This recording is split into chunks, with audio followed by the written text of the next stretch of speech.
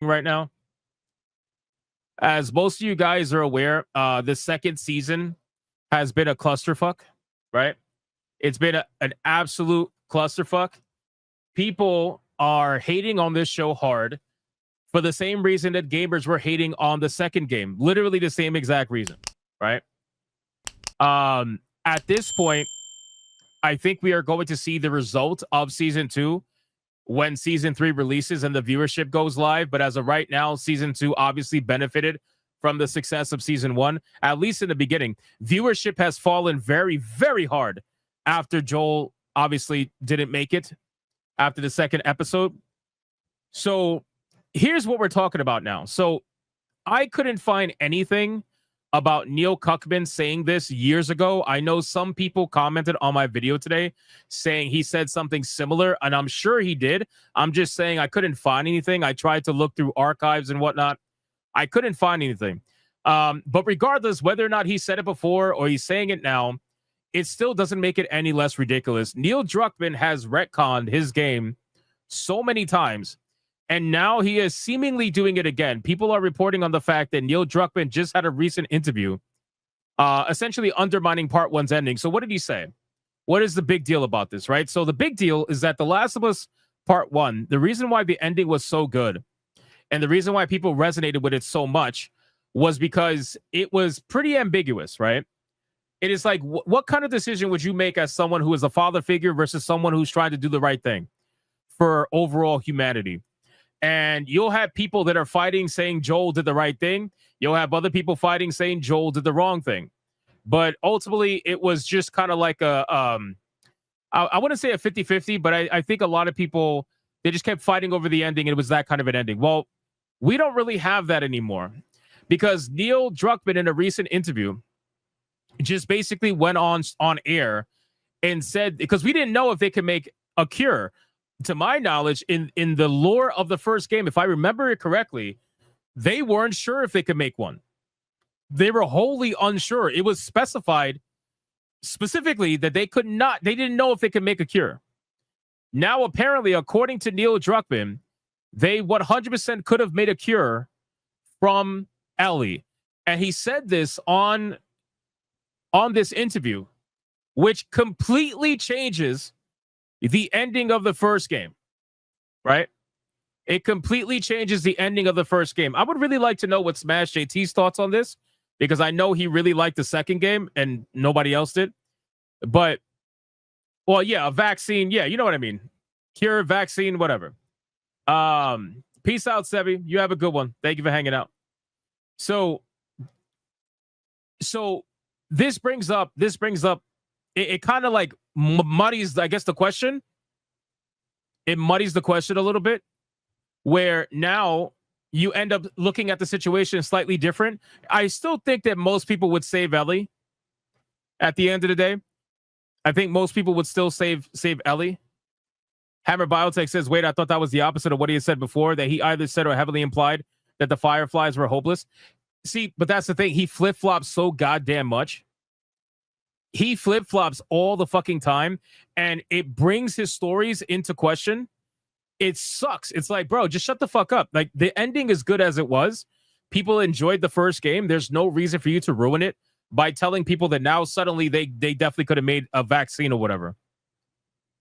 They definitely could have made a vaccine. Now, I personally feel like they're doing this because they're trying to make Joel seem like the bad guy. If you notice, in a lot of the TV show, they're constantly trying to push in that direction, that Joel is a little bit more on the extreme side. Smash says, I feel like it's so ambiguous that it doesn't matter. Always had the assumption that they could have made the cure. I don't know why, because they specifically said that they weren't sure if they were able to.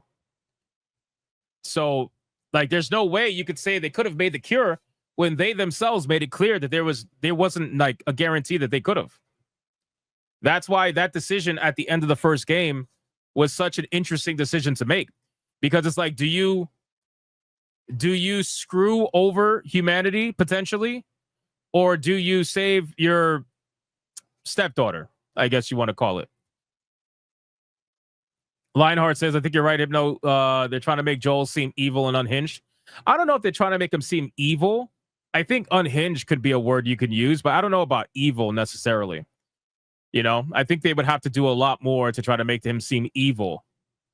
So who knows? Smash says, I think knowing or not knowing is what made it special. So Druckmann giving a yeah, that's where I'm at. So that's where I'm at. I'm at the point where it's like, I don't care what decision someone made. I just like the fact that both decisions could be argued for and against. And that's what makes a good ending, in my opinion, especially when you're trying to make it something like an ambiguous ending. I think it's a good way to do that, right? Because it's a moral ending. It's something where a lot of people had to make an emotional decision at the end of the first game. And that decision now gets kind of, I should say the weight of it gets taken off the shoulders a little bit, when now you know for a fact that they could have made a cure and saved, or a vaccine and essentially saved humanity a little bit from this. So it kind of just fucks over the entire ending of the first game for a lot of people. And people are not very happy about that. There's forum posts everywhere talking about this right now, which is why, like, I find it a little strange because people are saying he said this years ago. But if that's the case, why are people melting down about this now? I don't know. Again, maybe he did, but I couldn't find anything about it. So, but yes, this is where we're at. Hammer Biotech says, I always thought the thing that made the ending city was that they didn't tell Ellie first, hey, before this happens, you have to know, even if it works, there's a good chance you will die, because they know she probably won't go through it, or they know that anybody tied to her probably wouldn't make it happen, right? Because he was taking her to them. He was basically escorting her to them. And naturally, over time, as you get attached to someone, it's going to be harder to let them go, especially a kid, bro. You know what I mean? She's a kid. Like, how are you going to tell a kid, hey, yeah, you're going to die, but hopefully it means everybody else can live? It's a bit of a hard thing to do. They hated Joel, treated him like crap for keeping her alive all through the game, even trying to upend normalcy. Yeah, 100%. Smash says, regardless of what he said, I'll keep my own headcanon. If it's not in the game, it doesn't matter what Druckmann says outside of it. See, you say that, but see, the problem then, Smash, is that eventually it will go into either the game or the lore some way, somehow. Like right now, it's probably going to go into the TV show with season 3, when season 3 is all about Abby, because we know that's coming. And they're going to try to I guess, essentially try to force in that ideology little by little. Or if he ends up actually, because remember, Naughty Dog is working on a third game. What if it's The Last of Us 3? That'll be a bit of a problem, right? It's kind of like, I view it like J.K. Rowling, because J.K. Rowling is another one who does this shit.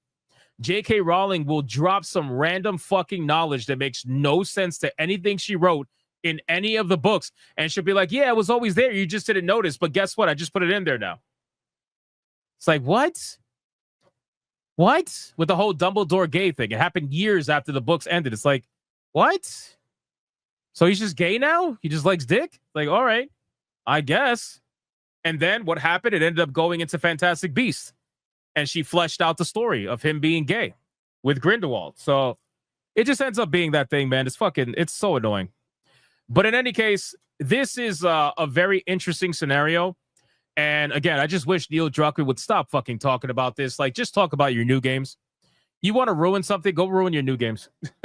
You're the game that made you famous and the one game that people actually like you for, and you're trying to fuck it up with retcons. Druckmann said Joel is the villain. Did he really? I don't even remember that. It's gaslighting, 100%. 100%. That's what made me dislike J.K. Rowling. Yep. Dumbledore was always gay, you just never noticed. Bullshit. Yeah, no, I'm telling you, that's what it was. That's what it was. And you'll have people argue with me. They're like, no. He totally liked dick. Look here. Wait, he was friendly with this man. It's like, oh, so you can't be friends with a man now? You got to immediately want his dick the moment you shake hands? The fuck? I don't know, man. Anyway. All right, let's move on from this subject. That covers that topic.